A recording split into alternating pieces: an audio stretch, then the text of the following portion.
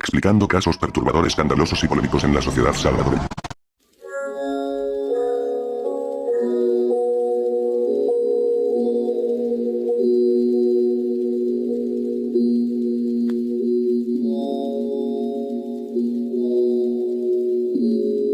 Luis Posada Carrile, salvadoreño por papeles falsos, anticomunista obsesionado hasta el terrorismo, cubano-americano, veterano de Bahía de Cochino, autor de un atentado terrorista contra un avión de pasajeros, prófugo de la justicia de Venezuela y Cuba, hombre fugado de una prisión venezolana, agente de los servicios de inteligencia de Estados Unidos, ejecutivo en Ilopango de la operación Irán Contra.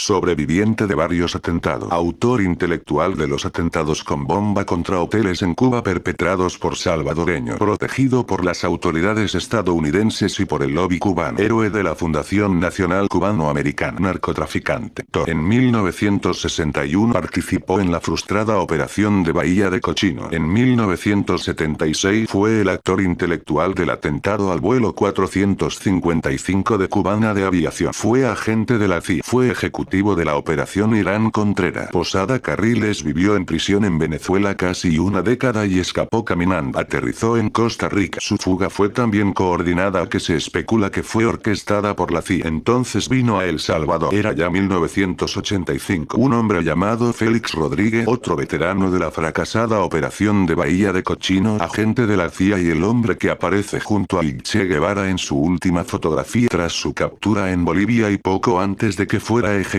se encontraba ya en El Salvador. Era el enlace entre el coronel Oliver North y los militares salvadoreños que le permitían operar desde la base de Ilopango en la operación Irán Contra. Él contrató a Posada Carriles, un viejo conocido desde los entrenamientos que ambos hicieron en Bahía de Cochino. A partir de entonces, Posada Carriles radicó en El Salvador durante los siguientes 3 lustros, protegido por sus amistades militares y políticos anticomunistas. Todos lo conocían como Ramón Medina. Pronto obtuvo 2 cédulas de identificación mostrando partidas falsas. Una de la alcaldía de Tecapán que lo identificaba como Franco Rodríguez Medina y otra de la alcaldía de Ilopango a nombre de Ramón Medina Rodríguez. Poco se sabe de su vida privada durante su residencia en El Salvador. Mantuvo una discreta vida social limitada a sus amistades anticomunistas y fuentes cubanas aseguran que trabajó asesorando a la policía salvadoreña bajo el mando de Víctor Rivera Zacarías, un viejo conocido de los servicios de inteligencia venezolano que había llegado a El Salvador para apoyar a los servicios de inteligencia en su intento de frenar los secuestros contra empresarios salvadoreños. Zacarías fue quien desarticuló la red de secuestradores encabezada por un círculo de militares leales a Roberto D'Aubuisson. Durante el gobierno del expresidente Armando Calderón a mediados de los 80 estalló el escándalo Irán Contras en Estados Unidos. A finales de esa década, Posada Carriles pasó un tiempo en Guatemala donde fue víctima de atentados presuntamente perpetrados por agentes cubanos. En uno de esos ataques fue gravemente baleado. Uno de los proyectiles impactó su rostro. Fue intervenido de emergencia y salvó la vida. Se recuperó con el rostro desfigurado y volvió a El Salvador. Algunos años después volvía a conspirar con el exilio cubano de Miami,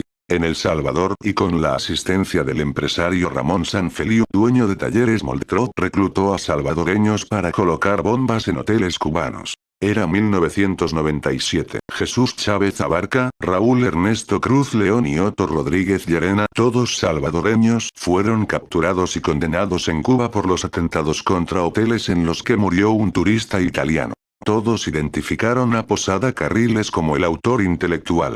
Sanfeliu sirvió de enlace. Cuando Posada Carriles cayó capturado en Panamá en 2000, Fidel Castro acusó directamente al gobierno salvadoreño de darle protección. Lo hizo en público y también en privado. En una reunión a puerta cerrada entre los presidentes asistentes, Fidel Castro acusó a su homólogo salvadoreño, Francisco Flores, y a su partido de haberle dado protección a Posada Carriles todo el tiempo a pesar de que no había dudas de su autoría intelectual de los atentados en los hoteles.